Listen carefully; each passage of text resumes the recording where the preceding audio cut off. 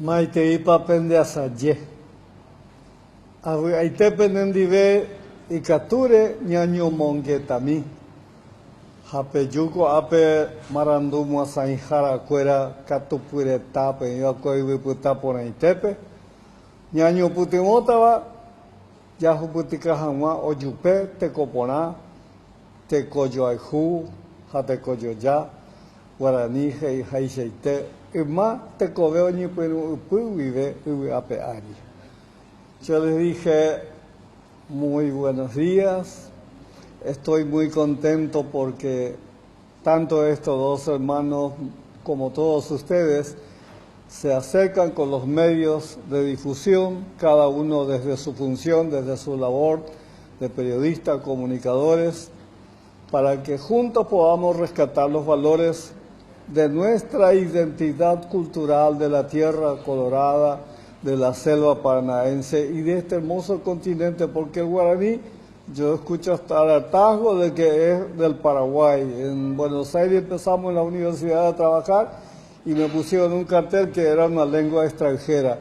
Yo tuve que demostrar que es una lengua profundamente argentina y que en realidad se trata de lenguas originarias y no de lenguas extranjeras.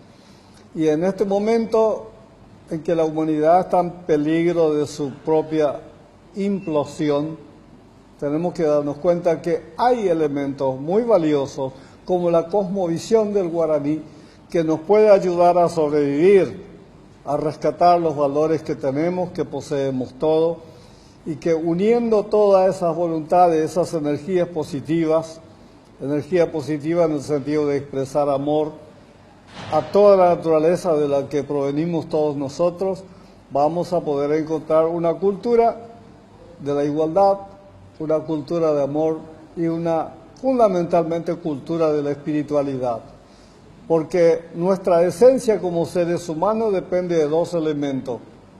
Nuestro cuerpo es poseedora de materia y un espíritu. Y eso es la vida. Cuando se produce la separación del espíritu y de la materia, se produce la muerte, que es un fenómeno natural, pero debe ser natural y no forzada de otras maneras. Pero en este caso, lo que tratamos de recuperar es la cosmovisión del guaraní, cuya síntesis es uvu marane. U es agua, vu es entrever, uvu es la tierra, lo que el agua deja entrever. Mará es violencia, es muerte, destrucción. Ne es la contaminación. Y la expresión quiere decir ausencia de todos estos elementos destructivos de la vida, de la naturaleza. Y si esto el guaraní lo acuñó hace milenios y milenios, desde el comienzo de su existencia, bueno, después pasamos por el periodo de la conquista y desapareció prácticamente esto. Tras la huella del genocidio más grande de la humanidad, estamos tratando de rescatar estos elementos fundamentales para que tengamos calidad de vida.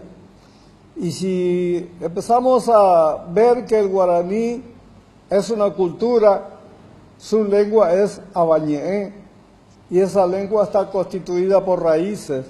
El guaraní no necesita rescatar una raíz etimológica de otro idioma para construir la suya. El guaraní, cada palabra está construida con varias raíces. Y un ejemplo mínimo de eso, cuando hablamos de flor, hay alguien que es Jardín América.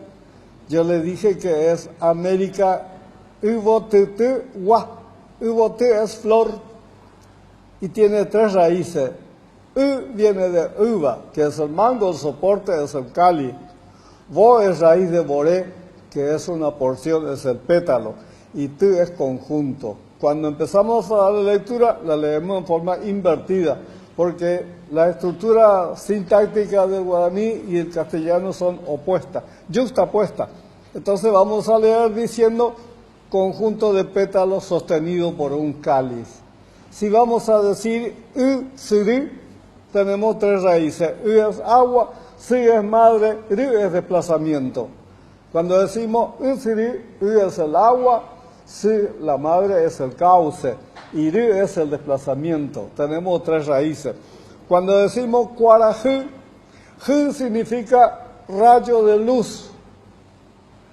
Ra es que genera, viene de jara, la raíz de jara es ra. Y Q es cuerpo y A es su fruto, es la vida. Cuarají quiere decir rayo de luz que genera la vida.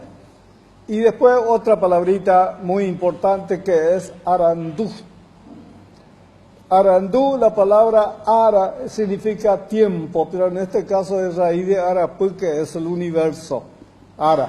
Du es raíz de gendú, que es escuchar, pero también es raíz de ñandú, que es sentir.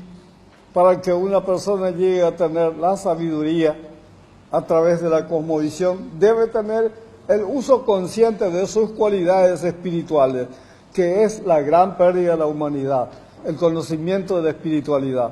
Entonces, esa persona tiene la capacidad de sentir y escuchar los latidos del universo. Solamente después de tener esas cualidades se puede decir que una persona ha accedido a la categoría de arandú.